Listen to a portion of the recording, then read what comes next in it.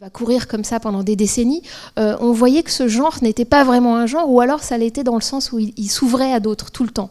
Et il était très poreux, et il y avait dans le film de Capra vraiment des choses qui faisaient penser au réalisme social, qu'on retrouvait dans Les raisins de la colère par exemple. Donc on voyait des choses qu'on n'associe pas forcément au film d'amour.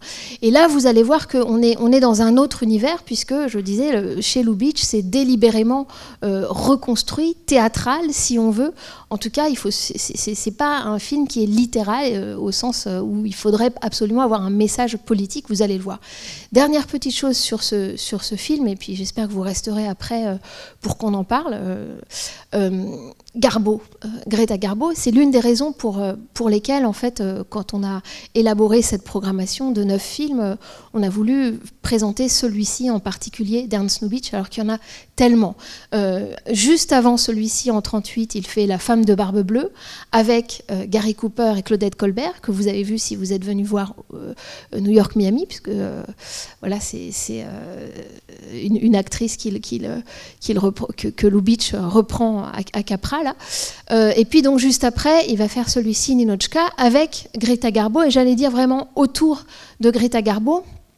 Alors, je ne sais pas si Greta Garbo, on la voit beaucoup ces années-ci au cinéma, j'ai pas l'impression. J'ai l'impression que c'est une sorte d'icône très très lointaine, on voit son visage très masque comme ça, mais on a un peu oublié qui c'était, outre le côté star. Et c'est vrai que, enfin, il y a plusieurs films dans ce cycle-là qu'on vous recommande pour compléter un petit peu la vision de ceci.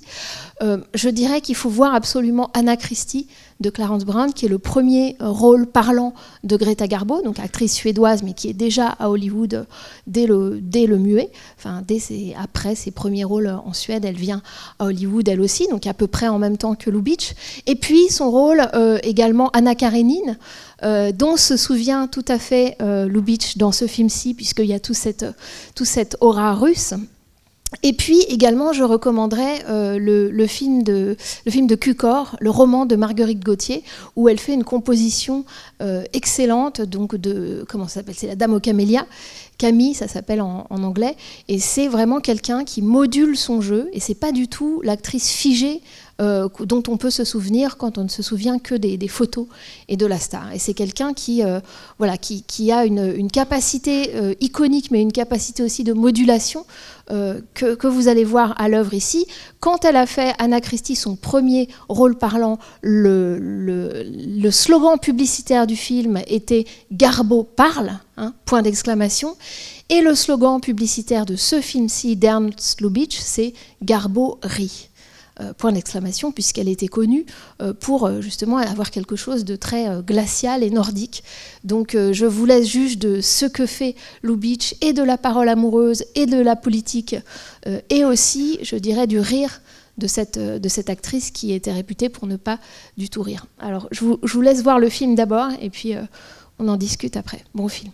Greta Garbo, c'est l'une des raisons pour lesquelles, en fait, quand on a élaboré cette programmation de 9 films, on a voulu présenter celui-ci en particulier d'Ernst Lubitsch, alors qu'il y en a tellement. Juste avant celui-ci, en 1938, il fait La femme de barbe bleue, avec Gary Cooper et Claudette Colbert, que vous avez vu si vous êtes venu voir New York, Miami, puisque voilà, c'est une actrice que Lubitsch reprend à Capra, là. Et puis donc juste après, il va faire celui-ci, Ninotchka, avec Greta Garbo, et j'allais dire vraiment autour de Greta Garbo. Alors, je ne sais pas si Greta Garbo, on la voit beaucoup ces années-ci au cinéma, j'ai pas l'impression. J'ai l'impression que c'est une sorte d'icône très très lointaine, on voit son visage très masque comme ça, mais on a un peu oublié qui c'était, outre le côté star. Et c'est vrai que, enfin, il y a plusieurs films dans ce cycle-là qu'on vous recommande pour compléter un petit peu la vision de ceci. Je dirais qu'il faut voir absolument Anna Christie de Clarence Brown, qui est le premier rôle parlant de Greta Garbo, donc actrice suédoise, mais qui est déjà à Hollywood dès le muet. Enfin, après ses premiers rôles en Suède, elle vient à Hollywood elle aussi, donc à peu près en même temps que Lubitsch. Et puis son rôle également Anna Karénine, dont se souvient tout à fait Lubitsch dans ce film-ci, puisqu'il y a tout cette aura russe. Et puis également, je recommanderais le film de Cukor, le roman de Marguerite Gauthier, où elle fait une composition excellente, donc comment ça s'appelle, c'est La Dame aux Camélias, Camille, ça s'appelle en anglais, et c'est vraiment quelqu'un qui module son jeu, et c'est pas du tout l'actrice figée dont on peut se souvenir quand on ne se souvient que des photos et de la star. Et c'est quelqu'un qui a une capacité iconique, mais une capacité aussi de modulation que vous allez voir à l'œuvre ici. Quand elle a fait Anna Christie, son premier rôle parlant, le slogan publicitaire du film était « Garbo parle », point d'exclamation. Et le slogan publicitaire de ce film-ci, d'Ernst Lubitsch, c'est « Garbo rit ». Point d'exclamation, puisqu'elle était connue pour justement avoir quelque chose de très glacial et nordique. Donc je vous laisse juge de ce que fait Lubitsch, et de la parole amoureuse, et de la politique, et aussi, je dirais, du rire de cette actrice qui était réputée pour ne pas du tout rire. Alors je vous laisse voir le film d'abord, et puis on en discute après. Bon film. Donc il a eu quand même de très longues années pour s'interroger sur le lien, sur au cinéma, qu'est-ce qu'il faut montrer visuellement et qu'est-ce qu'il faut au contraire écrire, puisqu'au moment du muet, c'est le choix entre montrer quelque chose et puis l'écrire dans du texte, dans des intertitres. Et finalement, il va transporter ça dans la partie parlante entre ce qui est montré et ce qui est entendu. Alors je pense, mais vous aurez peut-être d'autres exemples en tête, je pense évidemment à cette séquence de la porte de la suite royale, avec la venue des trois, de une, puis ensuite des trois vendeuses de cigarettes, des trois jeunes filles, avec les cris tout à fait enthousiastes et de plus en le crescendo dans l'enthousiasme des trois Russes de derrière la porte. Mais c'est important, il me semble que dans la mécanique comique de Lubitsch, ce qui est important, c'est de ne pas les voir, c'est que nous ne voyons pas. Nous, spectateurs, nous sommes laissés derrière la porte. Et Lubitsch, un peu comme Hitchcock, plus ou moins au même moment d'ailleurs, réfléchit à la place du spectateur, cette espèce de poncif qui serait, on entend toujours parler comme ça, la place du spectateur. Là, notre place, elle est à la porte, j'allais dire, elle est de ne pas voir, et pourtant l'effet comique vient de ce qu'on entend sans voir. L'autre exemple, ce serait peut-être un exemple qui peut nous introduire à une question importante, me semble-t-il, dans le film, qui serait le rapport entre les sexes. C'est l'autre exemple de porte, c'est la porte des toilettes. Vous vous souvenez, la porte des toilettes dans le café de Lutèce, ce restaurant chic de Paris. Aucune des rues n'existe. Enfin voilà, le Clarence, pareil. Donc tout est transposé. Je le disais, c'est vraiment le Paris de Hollywood. Non pas que Lubitsch ne connaisse pas Paris, mais c'est un choix délibéré. Et donc, le fait que le personnage joué par Melvyn Douglas, Léon, soit forcé de passer cette porte et qu'il soit très très difficile pour lui de la franchir. Alors, il y a évidemment un effet comique. En fait, quand on voit l'un des premiers films donc muets de Lubitsch, Je ne voudrais pas être un homme, c'est amusant parce qu'il y a un personnage de jeune fille qui se déguise en homme pour pouvoir sortir comme les hommes le soir, qui va dans une sorte de boîte, de cabaret chic, et qui justement se retrouve à hésiter entre les deux portes, hommes et femmes, quand elle doit aller aux toilettes. Et c'est quelque chose qui va continuer à faire. Et ici, donc, cette question du franchissement de la porte. Il y a une sorte de dilemme pour Léon. Il faut qu'il aille récupérer la propagandiste communiste dans les toilettes dames, et en même temps, il lui faut au moins 6 brandis, parce qu'on multiplie par 7, en fait, puisque le dernier, c'est un triple. Et puis, on a une ellipse, là, de Lubitsch. C'est-à-dire qu'on ne le voit pas le faire. On ne le voit pas le faire.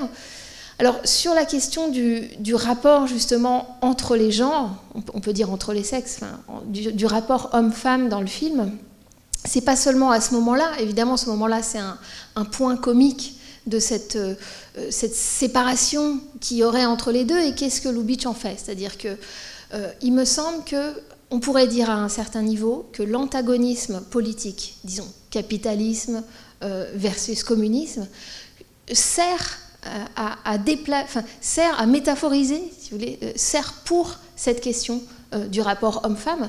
J'en veux pour preuve la façon dont Ninotchka apparaît pour la première fois, la façon dont elle est filmée et la façon dont Lubitsch demande à Greta Garbo de jouer, mais je pense aussi tout simplement dont il importe le jeu dans les films précédents qui ont fait sa célébrité. Et je pense notamment à un film dont je n'ai pas parlé avant qui s'appelle La Reine Christine. Est-ce que vous l'avez vu, de Rouben Mamoulian, et où elle a à peu près cette coiffure et où elle a aussi cette chemise qu'elle a, la chemise un peu à la russe, avec la ceinture.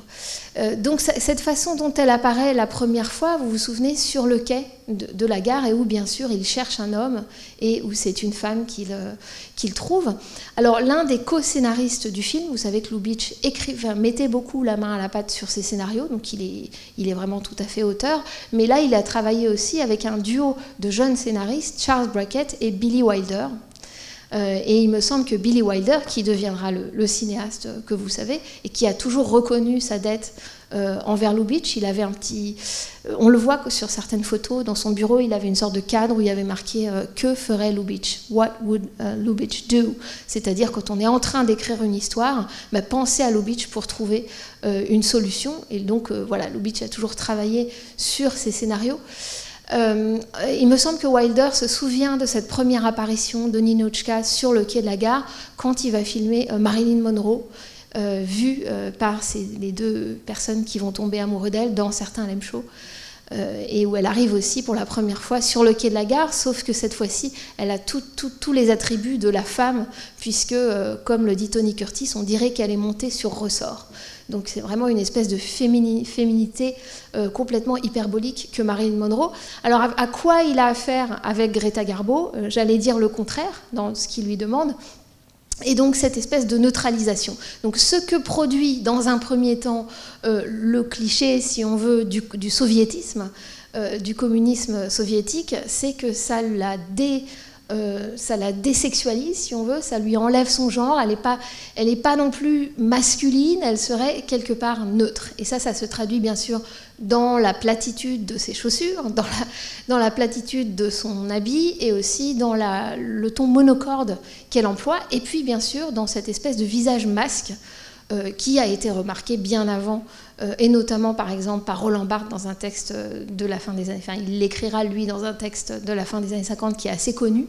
Donc cette façon que Garbo a d'avoir un visage qui n'est pas tout à fait un visage humain, qui n'est pas tout à fait un visage, surtout qui n'est pas tout à fait un visage contemporain. Et ça relève à la fois du théâtre, à la fois il le compare au visage grimé de Chaplin, enfin voilà, cette espèce de stylisation qu'elle porte sur son visage et qui me semble ici est utilisée dans un sens particulier, à savoir un sens sexualisé, puisque comme beaucoup des films qu'on va présenter dans ce cycle, c'est une sex-comédie, on dit comédie romantique, mais avec Lubitsch, on a quand même souvent une comédie érotique avant tout.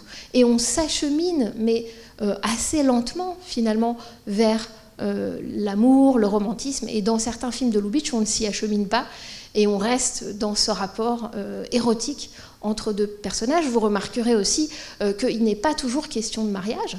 Ici, il n'est pas question de mariage entre Léon et la grande-duchesse. Ils vivent comme ça une relation évidemment sexuelle, c'est dit, même pas à demi-mot.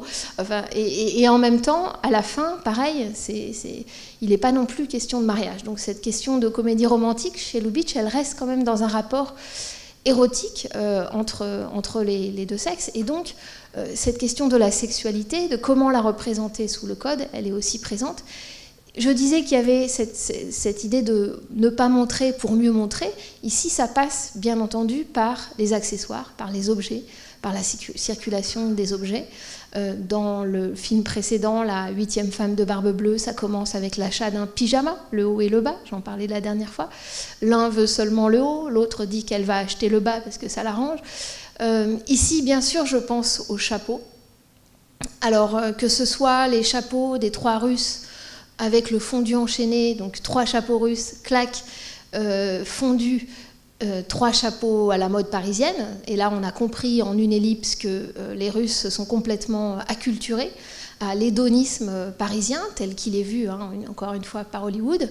Bien sûr, le chapeau aussi, c'est le fameux chapeau que convoitent Ninotchka. Et ça, c'est une idée de Lubitsch du scénario, c'est-à-dire que les scénaristes étaient bloqués sur mais comment est-ce qu'on va montrer qu'elle est conquise, comment elle va fondre finalement, comment sa rigidité soviétique va être conquise, pas seulement par l'homme, mais qu'est-ce qui pourrait faire qu'elle désire, qu'elle cède à ce monde capitaliste.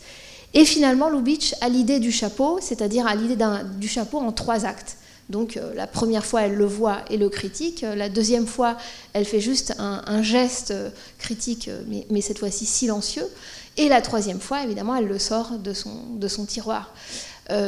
Chapeau, d'ailleurs, qui est aussi le chapeau que voit la grande-duchesse, le chapeau de Léon, que voit la grande-duchesse par terre chez elle. Et ça, c'est un signe qui ne trompe pas, qu'il a peut-être dormi, en tout cas qu'il a passé la soirée après la boîte chic chez elle. Donc là encore, à chaque fois, on a un traitement on pourrait dire de la synecdoque, c'est-à-dire de la partie pour le tout, ou bien un déplacement qui est davantage métonymique. Mais peut-être vous avez d'autres exemples dans le film. Il n'y a pas que l'histoire des chapeaux, mais c'est vrai que c'est particulièrement important, me semble-t-il, dans le traitement de ce film. J'ai l'impression que je fais des longues tirades, donc il faut m'arrêter. Oui. Alors attendez, je vais vous passer le micro s'il vous plaît, parce qu'on enregistre. Ouais, merci. Puis on entendra mieux. Merci. Oui, ce chapeau, il fait penser au bonnet phrygien. Ah oui, oui. J'ai pensé à ça, voilà. Oui, parce comme quoi elle adoptait étrange, du coup la Révolution française, oui, le symbole de la France. Et d'ailleurs, il y a une statue ou un tableau, là j'ai une petite statuette, chez lui, chez Léon, derrière son bureau, qui fait aussi penser au bonnet phrygien. Effectivement, c'est important dans le film, puisque vous l'abordez indirectement, enfin, cette histoire de la partie pour le tout. Alors là, le tout, ce serait la Révolution française, et donc éventuellement le lien entre l'hédonisme parisien tel qu'il est devenu, mais c'est une sorte de dévoiement de la Révolution française, et puis la façon dont elle s'adresse à mes camarades français, etc. Justement, sur cette question, on pourrait dire de la critique du communisme, enfin allons-y, sur la question politique du film. J'aimerais bien que vous me donniez votre sentiment, et voilà, qu'est-ce que vous pensez j'allais dire presque du contenu idéologique du film, ou de la façon dont est représenté cet aspect. Est-ce que vous pensez que c'est négligeable parce que c'est une comédie, donc c'est pas le principal et c'est une sorte d'arrière-fond, ou pas? Bon. Comme il n'y a pas de réponse immédiate,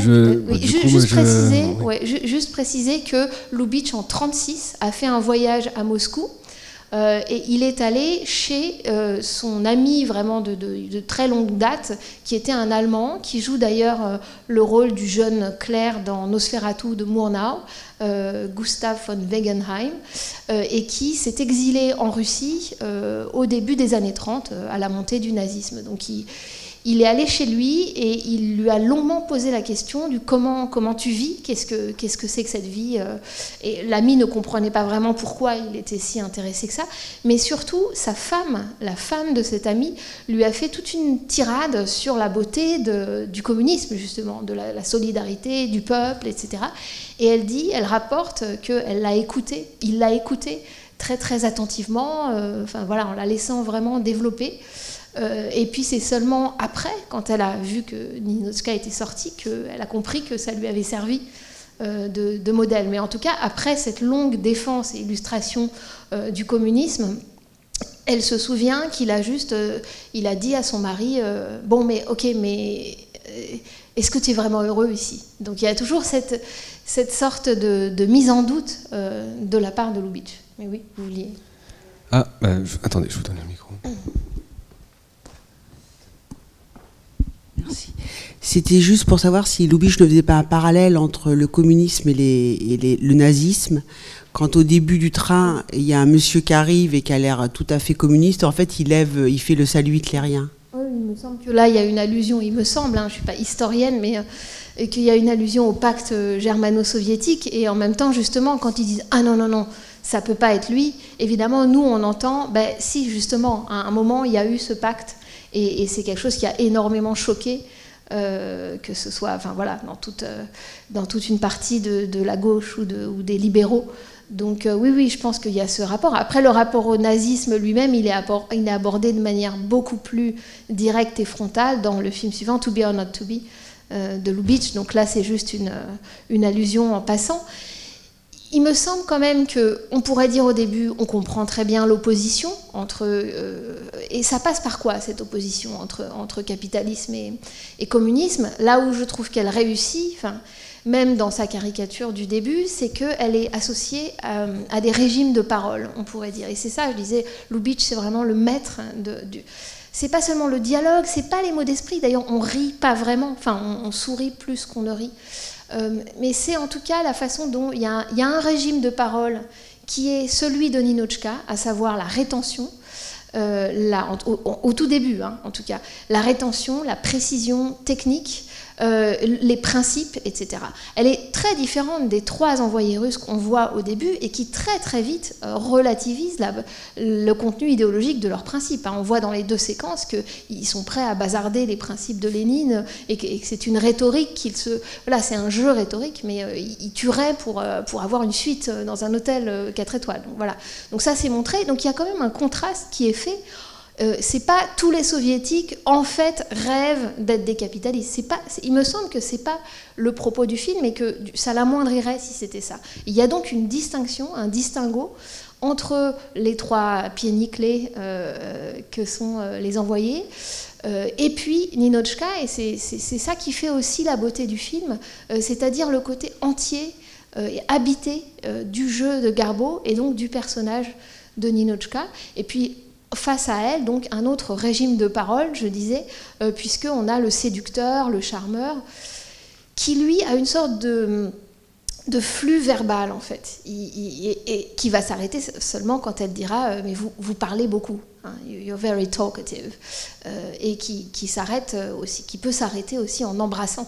Évidemment, il faut substituer le baiser au flux de parole. Mais en tout cas, entre ces deux types de discours se crée quelque chose, mais c'est important, je pense, de voir que Ninotchka maintient une croyance dans les idéaux communistes quasiment jusqu'à la fin.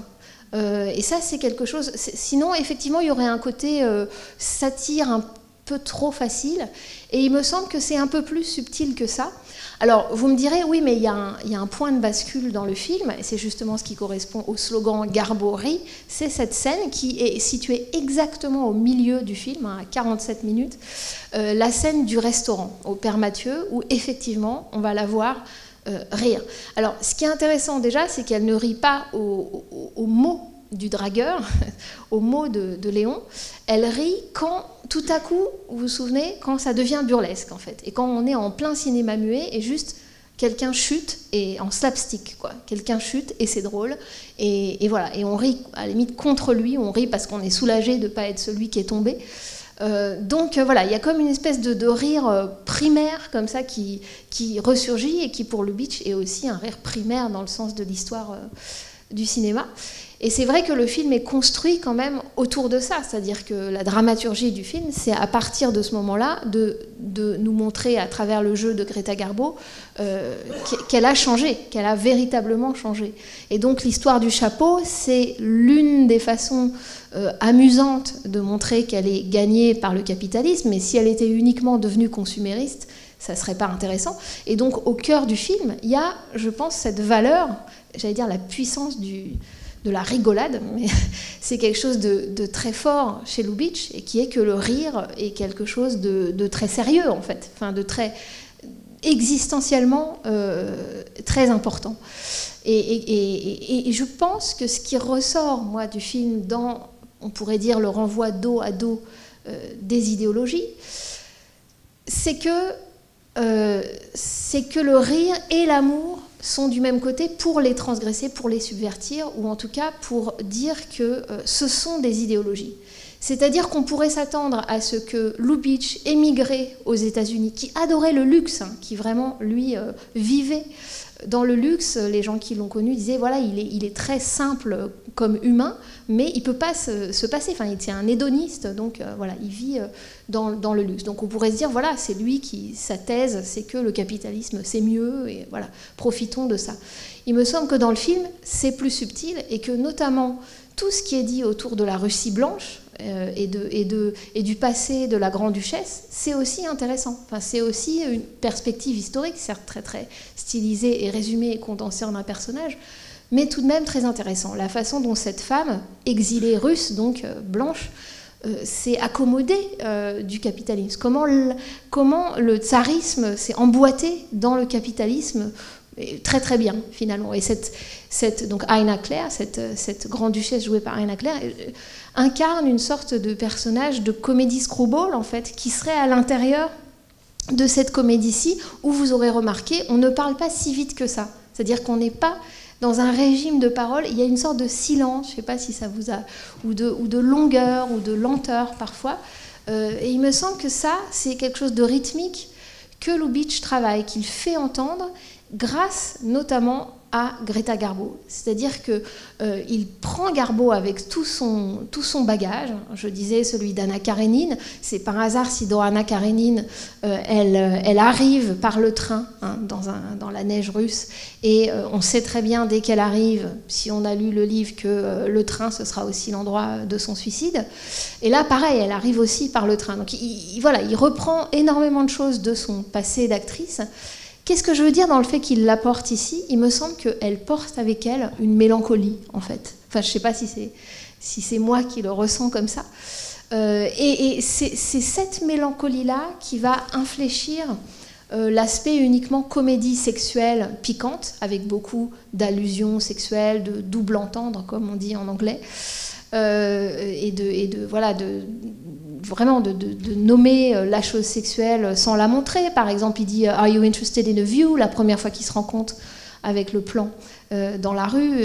Voilà, il y a des choses très très érotiques dans leur dialogue, ou bien il prend son doigt pour lui montrer où ils sont sur le plan. Il dit « Je suis ici, vous êtes là », et elle dit « Je ne suis intéressée que par la plus courte distance entre ces deux points ». Voilà, donc tout ce vocabulaire comme ça, très sexuel, mais voir comment... Est-ce que vous voulez voir ma blessure? Autre quand même, dialogue très très érotique quand elle est chez lui. Voilà, donc tout ce travail d'orfèvre, disons, du dialogue à sous-entendu érotique, il me semble qu'il s'infléchit vers un petit peu autre chose, par le jeu de Garbo, mais par le choix aussi des gros plans qui sont faits sur elle, voilà, c'est aussi un travail de mise en scène et de travail de son visage, véritablement, mais il me semble que c'est quand même elle qui porte ça, à savoir, oui, une forme de mélancolie, et pas seulement lorsqu'elle quitte Léon, mais quelque chose qui reste... y compris dans ce happy end, donc je ne sais pas ce que vous pensez, c'est ce happy end qui est un petit peu étrange, tout de même. Je vous assure, en enregistrant, que je suis vraiment obligé de vous donner un micro. Merci. Oui, je disais c'est mélancolique par son regard, parce que Greta Garbo, elle a quand même un regard vraiment très particulier. Et moi, ce que j'ai trouvé assez extraordinaire, c'est le côté mécanique qu'il y a dans Garbo. C'est-à-dire qu'on a l'impression qu'elle a été... on lui a expliqué comment aimer, etc. Et cette transformation qu'on voit... Et c'est la transformation des trois pieds nickelés, elle est intéressante, mais c'est vrai qu'elle est attendue. Elle est donnée tout de suite, oui, comme un élément comique immédiat. Ouais. Alors que celui de Ninotchka, il est vraiment intéressant parce qu'on la voit au début très mécanique et tout doucement, elle va effectivement... Et tout en gardant du respect pour l'Union soviétique. C'est ça qui est formidable, quoi.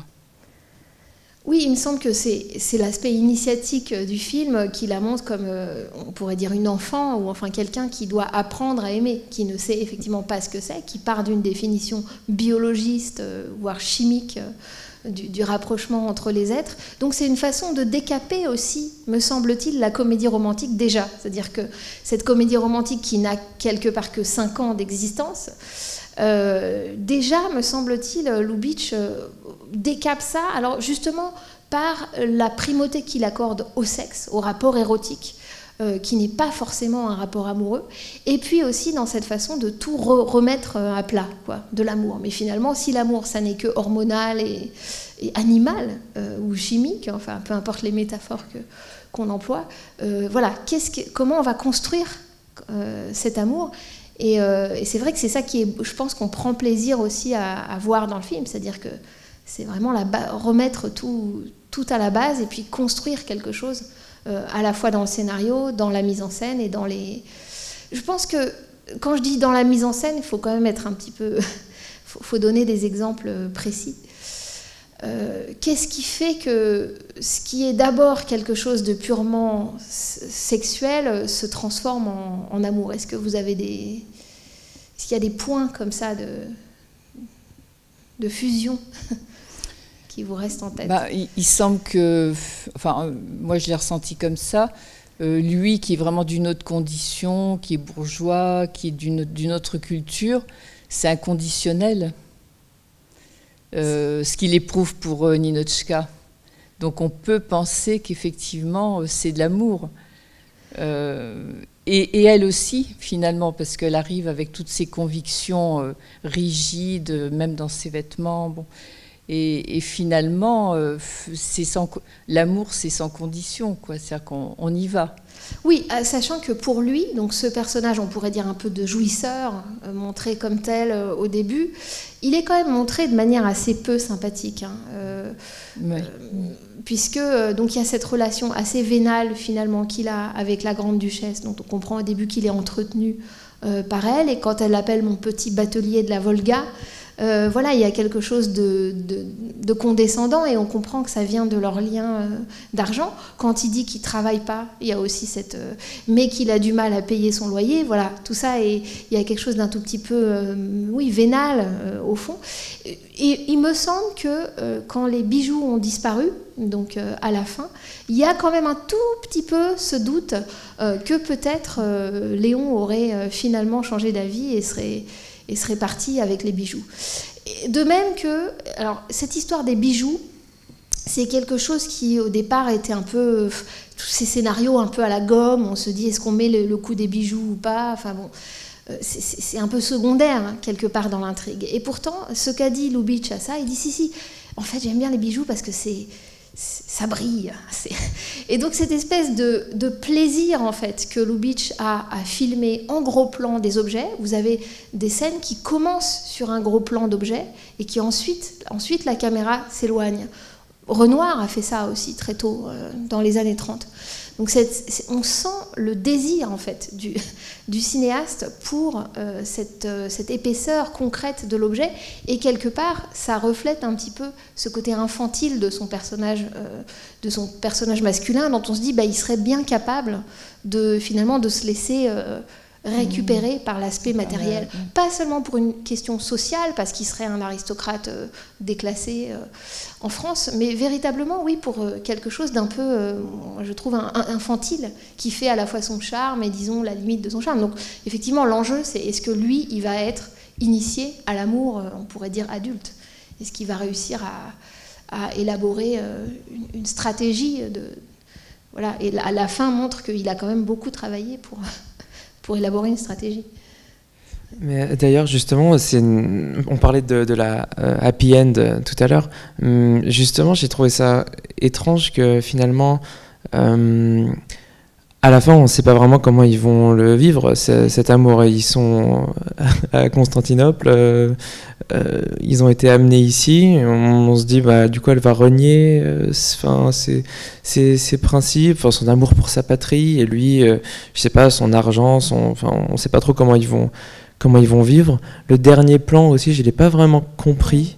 Sur le restaurant avec... Oui, c'est toujours un plan qui laisse les gens perplexes. Peut-être vous avez d'autres interprétations que moi. Il me semblait que donc, cette belle alliance des trois qui venaient d'ouvrir un restaurant russe en Turquie, elle est déjà avec le troisième nom qui est éteint et le troisième qui manifeste contre ses deux ex-associés dans la rue. C'est déjà un peu le début de la fin. Enfin, effectivement, ça gâche un peu le happy end. En tout cas, il me semble que Lubitsch, quand je disais qu'il décapait la comédie romantique, ça va jusque dans ses happy ends, c'est-à-dire que c'est pas quelqu'un qui va accepter un happy end hollywoodien à bras ouverts. Il veut toujours rester celui qui sait que ça va pas aller si bien et qu'il y a le monde extérieur. Mais c'est ça qui est un peu une tension chez Lubitsch entre ce monde qui apparemment n'est pas du tout un reflet de la réalité et en même temps ces petites touches qui la ramènent. Et je pense notamment au carton qui a été mis au début du film, juste avant sa sortie, puisque le film est tourné quand ça n'est pas encore la guerre en Europe, mais qui sort, je l'ai dit, un mois après le début de la guerre. Et donc il y a ce carton qui disait ça se passait au temps où une sirène était une belle femme et non pas une alarme, et où quand un Français éteignait la lumière, c'était pas parce qu'il y avait un raid aérien. Bon, donc c'est une façon de dire attendez, ça c'était avant le déclenchement de la guerre. Bien sûr, c'est une sorte de précaution contre, on pourrait dire, une forme d'obscénité qui aurait à aller faire un tour dans les palaces au moment où la guerre éclate. Mais il me semble aussi que cette sorte de dénégation, enfin, ou de prétérition, de dire attendez, ça c'était avant, ça nous ramène quand même au fait qu'il sait très bien que ça ne va pas en Europe. Et donc il y a cette allusion au nazisme dès le début, dès le quai de la gare. Voilà, il y a toute une présence quand même de l'Europe. Il y a même l'allusion au passé plus ancien de la Russie, avec on ne pouvait pas porter des décolletés, des robes décolletées, parce que les fouets des Cosaques nous marquaient le dos. Donc tout cet aspect politique, c'est pas que de l'opérette, même si on sait que Lubitsch, dont tous les films, sauf un ou deux, sont situés en Europe, hein, c'est quand même tous les films américains, mais c'est évidemment toujours une Europe, soit complètement imaginaire, dans les opérettes avec Maurice Chevalier, soit voilà, très très revue par le prisme hollywoodien, comme ici avec Paris. Mais en tout cas, il me semble qu'il y a quand même toujours cette espèce de petite pique, alors on pourrait dire un tout petit peu cynique, en tout cas Billy Wilder va pousser ça dans ses films, notamment dans 1, 2, 3, beaucoup plus tard. Mais en tout cas, cette fin, on pourrait aussi dire que c'est les soviétiques qui amènent la grève et les protestations en Turquie. Enfin, à la fin, quand il proteste contre ses patrons, on pourrait dire aussi qu'il a gardé, lui, quelque chose des idées communistes, de l'égalitarisme communiste, et qu'il est déjà frustré de ça, il est déjà déçu dans leur entreprise, dans leur restaurant. Mais, oui. En fait, par rapport à ce que vous venez de dire juste avant sur la guerre, ça a été tourné en fait en 38 ou début 39, c'est 39, ça et, 39. Parce que au-delà du carton du début, j'ai eu comme l'impression à plusieurs reprises, il y a Garbeau qui est face à la caméra, ouais, qui parle aux autres personnages, mais il y a un moment précis où, juste avant qu'elle se fasse fusiller par la bouteille de champagne, on a l'impression qu'elle fait son discours et qu'elle parle vraiment à la caméra, au peuple, aux spectateurs, aux gens, pour dire, alors que la guerre n'a pas commencé, c'est ça qui est bizarre, mais pour dire que restons dans la bulle et la guerre, à quoi ça sert, attendons. Et on a l'impression que c'est, je sais pas, c'est pour ça que c'est sorti après, mais un côté prémonitoire. Ouais, donc. Oui, c'est un moment, vous avez raison, très important. D'abord parce que cette scène du gag, du peloton d'exécution avec le champagne, elle est presque parfaite. Enfin, c'est presque quelque chose pour un manuel d'écriture du gag, et qui vient, là encore, quand même du muet. Enfin, il y a un héritage du muet, même s'il y a une utilisation du son. Mais en tout cas, je veux dire, elle est parfaite dans l'économie, en fait, dans son économie de gag. Mais sur le moment du discours, j'ai comme vous l'impression qu'il y a une sorte de décrochage, puisque on est, j'ai essayé de le montrer un peu dans les dialogues, presque chez Lubitsch, dans une forme de objectification du langage, c'est-à-dire que je disais qu'il y avait toute une circulation des objets qui valaient pour autre chose, qui changeaient de valeur au cours du film. On pourrait dire que les mots aussi, quelque part, sont transformés en objets chez Lubitsch et sont échangés. Il y a toujours des mots qui restent, que ce soit Tchécoslovaquie, que ce soit Constantinople aussi dans La Veuve Joyeuse, mais que ce soit Tchécoslovaquie dans la 8e femme de Barbe Bleue, par exemple. Il y a des espèces de mots comme si ça se mettait à clignoter et qui s'autonomisaient du reste du dialogue et qui se mettaient à être des petites choses, des petits objets qui circulaient comme des accessoires. De même là, quand il dit mais oh that's an idea, yeah but who said we need to have an idea, hein, quand les deux Russes disent oui ça tiens c'est une idée, mais oui mais on n'est pas censé avoir une idée. Bon. Et donc espèce de décrochage méta-langagier que Lubitsch affectionne particulièrement. Alors ici c'est un petit peu différent puisqu'on passe dans une sorte de régime de discours. On était dans un dialogue amoureux, sensuel, etc. Et on passe à quelque chose qui nous paraît sérieux, enfin, qui nous paraît un propos qui serait peut-être de l'ordre du message. En fait, moi, cette adresse face caméra, elle me fait beaucoup penser au discours du dictateur de Chaplin 2 ans plus tard, effectivement, au discours très connu, où alors là, effectivement, il change carrément de régime de parole dans le film, et on se dit là c'est pas possible, c'est Charlie Chaplin qui nous parle à nous, c'est même plus tel ou tel personnage du film, il fait une sorte de parenthèse où il dit c'est trop grave, c'est la guerre, je te parle à toi public parce que je t'ai dans une salle et que voilà que tu m'entends fort, etc. Donc il y a une espèce de transformation du film dans Le Dictateur de Chaplin en radio, en message radio qui est très très impressionnante parce qu'elle est quand même travaillée dans le tissu du scénario. Elle n'est pas complètement plaquée, même si certains critiques ont trouvé qu'elle était trop idéologique, trop plaquée. Ici, c'est un peu plus doux et un peu plus lisse, mais en fait, ce qu'elle dit, c'est vraiment la chanson de Brassens, mourir pour des idées, d'accord, mais de mort lente. Hein, c'est vraiment ça. C'est cette idée, donnez-nous un instant pour la joie. Et effectivement, là où je trouve que ça ne fait pas plaquer, justement, et où ça ne fait pas message lourdement incrusté dans le film, c'est que tout le film, et j'allais dire presque tout Lubitsch, c'est justement ce travail de rendre précieuse la légèreté et de montrer que la légèreté, le rire, la frivolité des relations érotiques, c'est justement un fondement de l'humanité. Et ça, c'est peut-être aussi dans son humour, l'humour juif qu'il a américanisé. Mais en tout cas, cette idée qu'il n'y a pas une opposition entre la légèreté, la frivolité et voilà, quelque chose qui serait de l'ordre du danger politique, etc. Il y a un danger presque de vie ou de mort de ne pas pouvoir avoir accès au plaisir, de ne pas pouvoir avoir accès à son propre désir, ce qui arrive au personnage de Ninotchka qui au début ne connaît pas du tout son désir et qui effectivement tâtonne et le trouve. Et je trouve qu'il nous montre que ça, c'est très très important. C'est pour ça que Lubitsch, c'est un individualiste. Et je pense que Lubitsch, il est américain dans ce sens-là.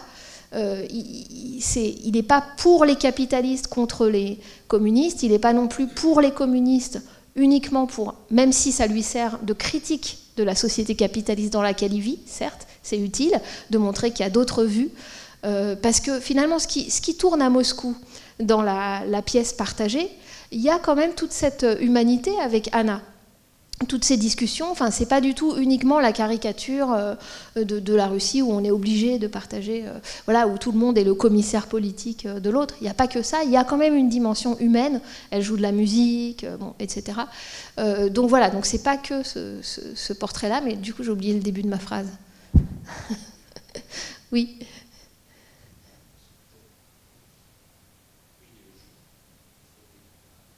Ah, on m'entendait avant.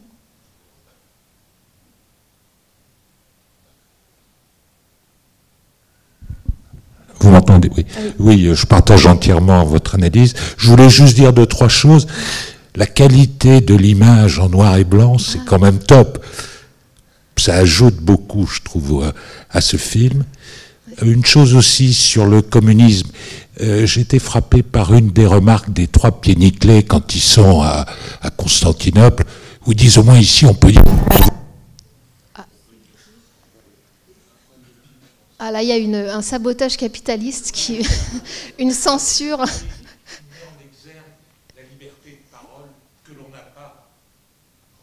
Ah voilà, quand ils disent ici au moins on est libre. On peut dire dans le couloir que le service est merdique, tout le monde s'en fout, on est libre de parler. J'avais une question.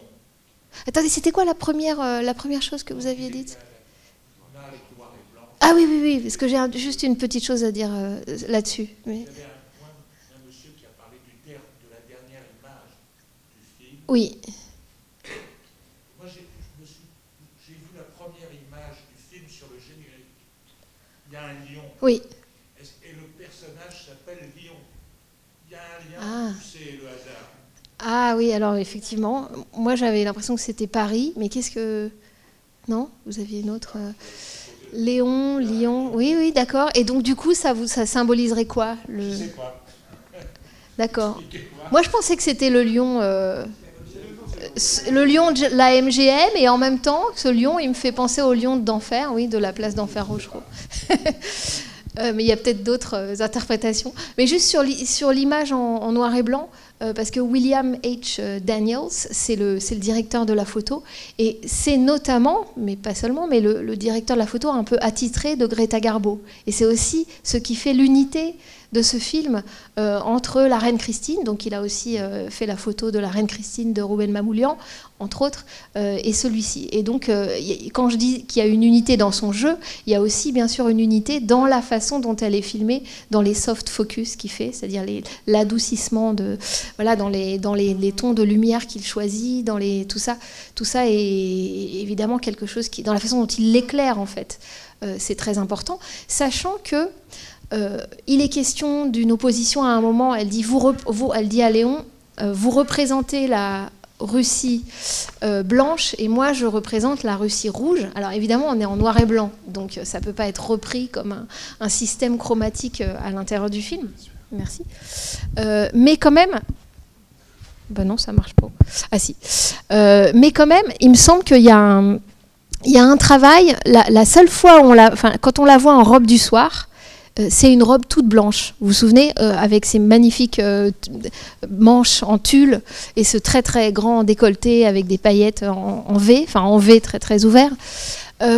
Et ça m'a quand même fait penser que sur cette histoire de rouge et de blanc, alors certes on n'a pas donc de rouge à l'écran, mais que c'est justement le moment où elle passe du côté du capitalisme, en tout cas du côté du luxe, où elle met cette magnifique robe de soirée et où elle va goûter au champagne. Parce que ça commence par le rire, on pourrait dire non, oui, le rire, le baiser, et puis le fait de boire du champagne. Et c'est toujours lié à l'oralité, ce rapport à la bouche. C'est comme s'il y avait quelque chose entre le discours et puis tous ces autres actes liés à l'oralité. Mais en tout cas, ça m'a fait penser, cette blancheur de cette robe, que le personnage qui joue son chef russe, soviétique, Razinin, je crois, l'acteur qui joue, c'est Bela Lugosi, c'est-à-dire l'acteur qui joue Dracula. Et donc, c'est quand même pas un hasard, parce que prendre l'acteur qui joue Dracula... Or, dans Marx, il y a la comparaison entre le capital et... il dit que le capital est comme un vampire qui est en fait du travail mort, c'est pour ça qu'il compare ça à un vampire qui est donc un mort-vivant, c'est du travail mort qui suce le sang du travail vivant. Et donc là, quand même, sur le fait que ce commissaire, ce chef soviétique soit joué par ce vampire, ça rentre dans une sorte de système d'opposition, d'autant que Ninotchka est associé dès le début du film au lait. C'est-à-dire qu'il y aurait d'un côté le sang de ce vampire, dont il est dit d'ailleurs à la fin, mais comment il peut être encore en vie, hein, c'est ce que dit l'un des trois à la fin. Razinin, il est encore vivant, mais comment est-ce possible, comment il fait? Donc d'un côté, il y aurait ce vampire qui se nourrit de sang, et de l'autre côté, il y a Ninotchka qui ne se nourrit, qui est associée au lait. Bon, alors la blancheur de la robe, d'accord, mais dès qu'elle arrive, elle dit « Qui suis-je pour coûter au peuple, à mon peuple, cette vache ?» Et puis ensuite, il y a cette question du lait de chèvre qu'elle a bu quand elle était petite, et non pas du champagne, et puis le lait de chèvre qu'elle reçoit en cadeau de Léon, et même cette histoire drôle avec de la crème, et à la fin les blinis à la crème. Donc il y a une espèce de récurrence comme ça, et c'est vrai que le cinéma de Lubitsch est tellement économique quelque part, c'est-à-dire que chaque image, que du coup on peut difficilement avoir l'impression qu'on est fou en extrapolant. C'est-à-dire que je pense c'est quelqu'un d'ultra conscient de ses procédés et de son écriture. Il n'y a pas trop de gras, il n'y a pas trop de choses qui sont complètement hasardeuses. Donc cette opposition, en tout cas l'association de Ninotchka au lait, y compris dans le travail de la blancheur, de la consistance de son teint, voilà. Je disais ça parce que vous parliez du noir et blanc, mais est-ce qu'il y a d'autres remarques ou... Non, vous avez... Est-ce que le film vous a plu?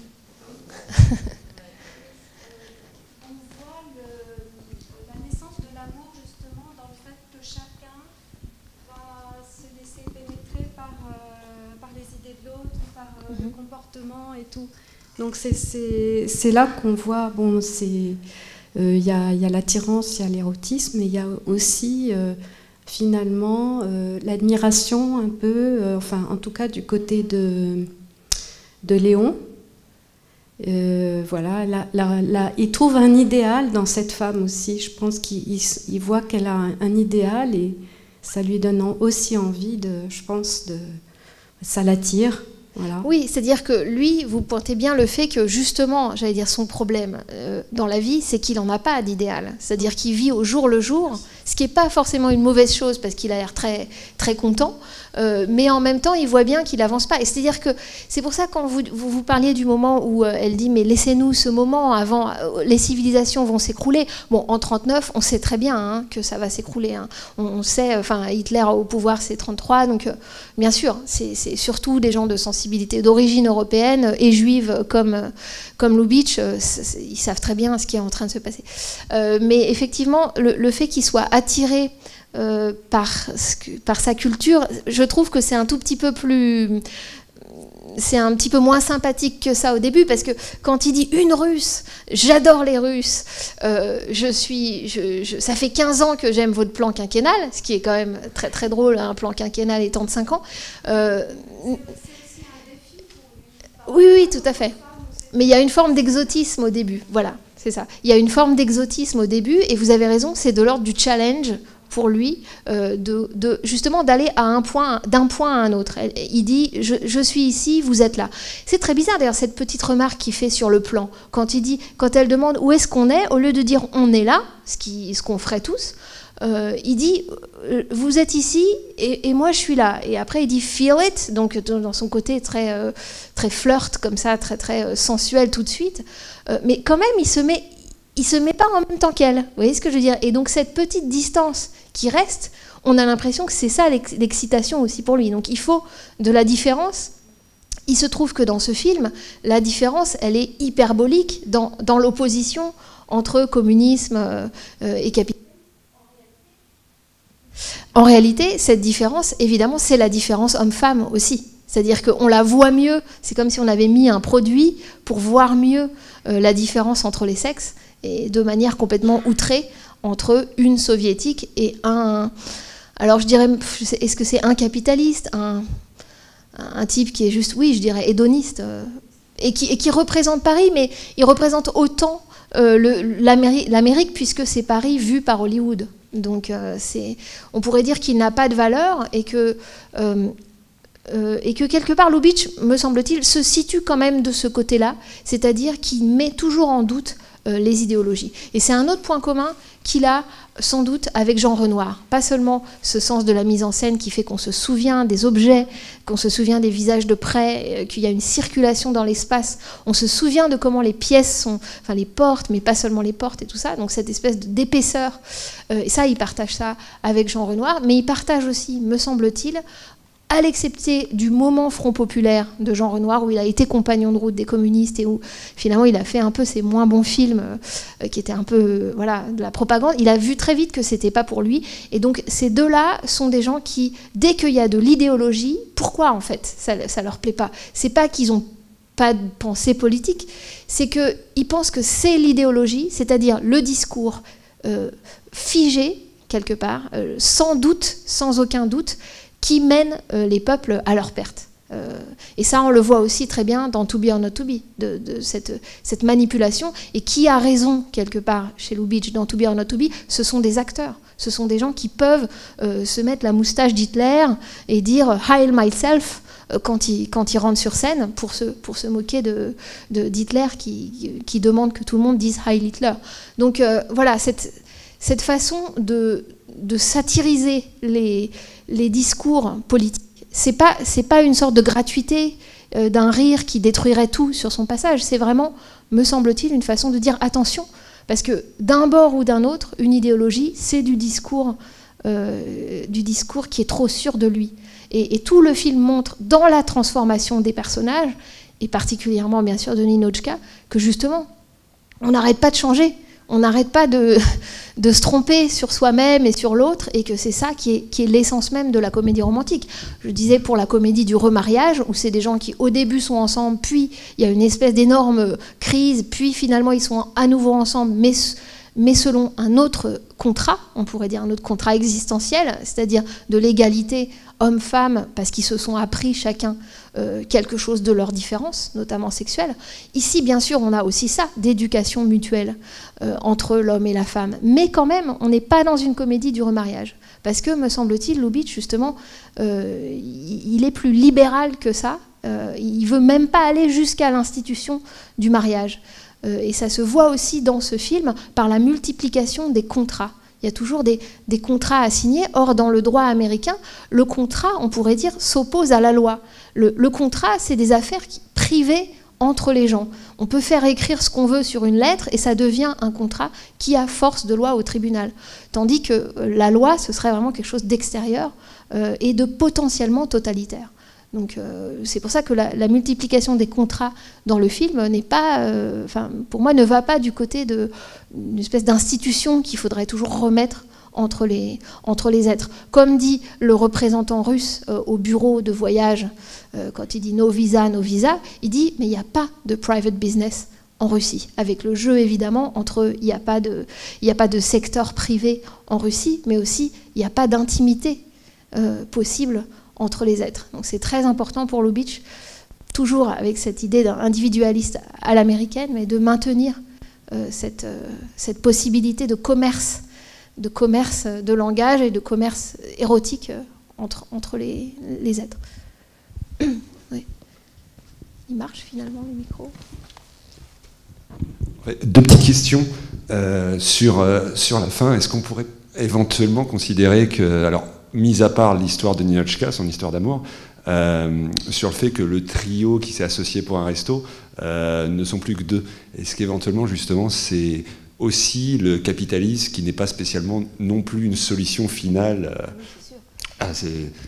on peut considérer ça. Voilà, ça c'est sûr, c'est-à-dire qu'il n'y a pas d'utopie. Il n'y a pas d'utopie chez Lubitsch et il va les montrer pour tout de suite, ou pas tout de suite, mais en tout cas les casser assez rapidement. Il ne croit pas, et c'est-à-dire que c'est...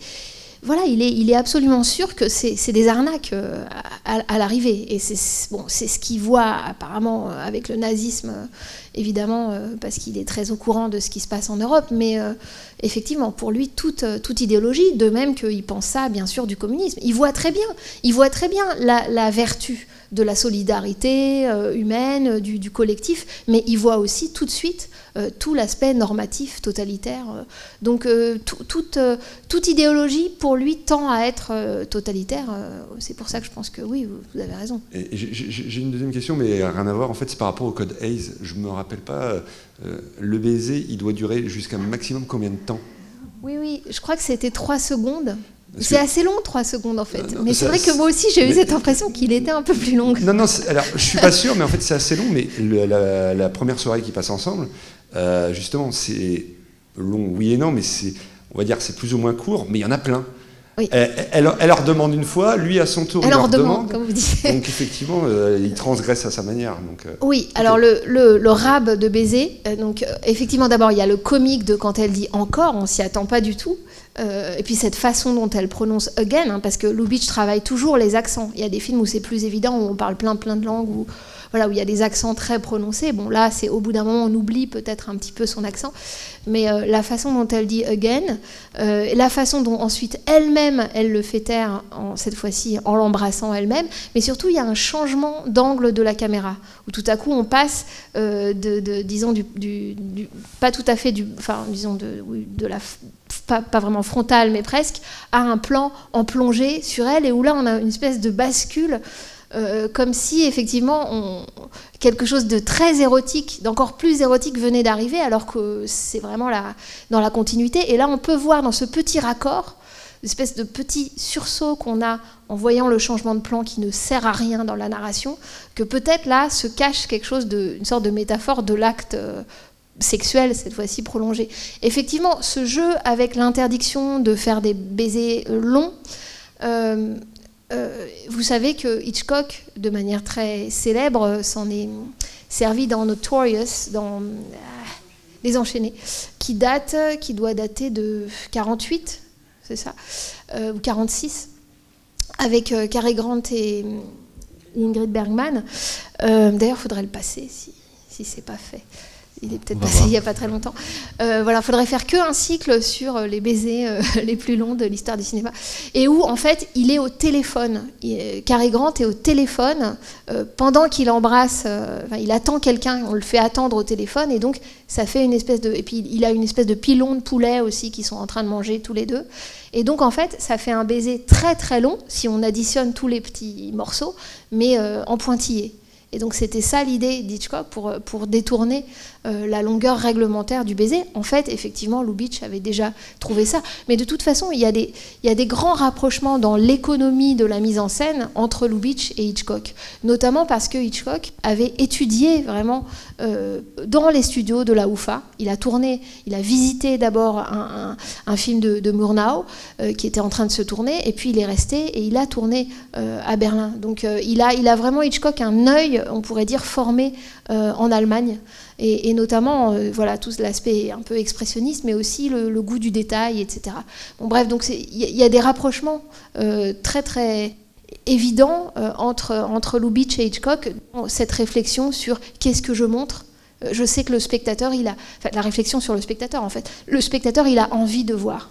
Donc, qu'est-ce que je lui montre, qu'est-ce que je lui montre pas? Pour Lubitsch, ça passe notamment par la synecdoque. On montre un chapeau, voilà, qu'est-ce que ça veut dire? Et ça passe aussi par les portes. Mais pour Hitchcock, c'est un petit peu différent parce qu'il y a toute une problématique du voyeurisme qui est beaucoup plus poussée, beaucoup plus loin que chez Lubitsch. Mais en tout cas, chez Lubitsch, ça reste... Oui, il y a une force érotique de ça, de montrer, cacher, laisser hors champ, etc. Faire entendre et ne pas faire voir, etc. Oui. On a envie d'adhérer à aucune idéologie politique, mais celle de l'amour, oui. Voilà. Donc, effectivement, on a envie d'adhérer à aucune des deux idéologies, que ce soit la blanche ou la rouge, mais je trouve qu'il défend celle de l'amour dans ce film. Alors, en fait, oui, il y en a même trois, parce que quand on dit la blanche ou la rouge, en fait, la blanche, c'est la Russie tsariste, donc c'est encore autre chose. C'est la royauté vraiment divine, complètement... trivialisé dans la personne quand même de la Grand-Duchesse. Hein. C'est vraiment quelqu'un qui s'est américanisé au pire sens du terme. Je trouve, on a l'impression qu'elle...